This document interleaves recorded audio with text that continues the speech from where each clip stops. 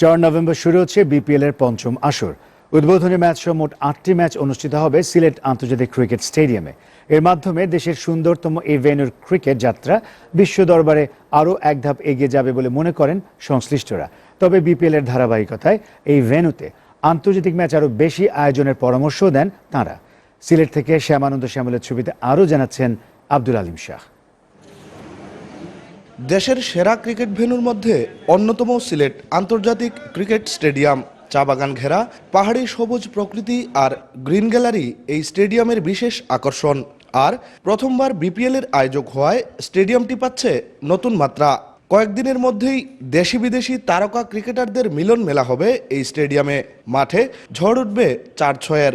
এই আয়োজন বিশ্ব ক্রিকেটের নজর কাড়বে বলে মনে করেন জাতীয় দলের সাবেক অধিনায়ক ফারুক আহমেদ। সিলেটে যে ক্রিকেট স্টেডিয়ামটা তৈরি করেছি আমরা, এটা প্রবাবলি খুব বেশি দিন দূরে নেই, যেটা প্রবাবলি দুনিয়ার one of the most scenic beautifully stadium, cricket stadium হবে। অনেকদিন খেলা হয়নি, বাট এই বিপিএল দিয়ে আমার মনে হয় এটা খুব বড়ভাবে যাত্রা শুরু হবে।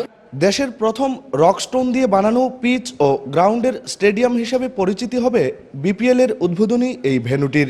সব মিলিয়ে একটি স্পোর্টিং ভেন্যু হবার ধারণাই সংশ্লিষ্টদের। আমাদের এই স্টেডিয়ামের 3টি বৈশিষ্ট্য রয়েছে, যেটা বাংলাদেশের অন্য স্টেডিয়ামগুলোর নেই।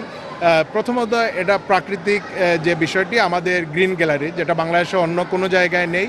এবং আমরা যদি মাঠের কথায় আসি, আমাদের যে পিচ, এই পিচটি কিন্তু রক স্টোন দিয়ে করা। বিপিএল এর ধারাবাহিকতাটাকে ধরে রাখতে ঢাকা লিগেও টি-20 ফরম্যাট চালু করার দাবি জানিয়েছেন সাবেক অধিনায়ক গাজী আশরাফ লিপু। খেলায় পারফরমেন্স দেখানোর কোনো সুযোগ থাকছে না, আর এই টুর্নামেন্টটাতেও তারা সুযোগ পাচ্ছে না। মাত্র 6 জন খেলোয়াড় খেলতে পারছে, এবং তারাও তাদের পছন্দ মতো জায়গা দিয়ে সবসময় পাচ্ছে, তাও পাচ্ছে না, বিকজ আপনি ফরেন প্লেয়ারদেরকে কিন্তু অগ্রাধিকার দিচ্ছেন। উদ্বোধনী ম্যাচ সহ 8টি খেলা হবে এখানে। এবার নতুনভাবে সিলেট দল সিলেট সিক্সার্স নামে বিপিএলে অংশ নিচ্ছে। তাই সিলেটের দর্শকদের জন্য এবার সুযোগ থাকছে নিজেদের মাঠে দলকে উৎসাহ যোগানোর। Abdul Alim Shah, SA TV, Sylhet.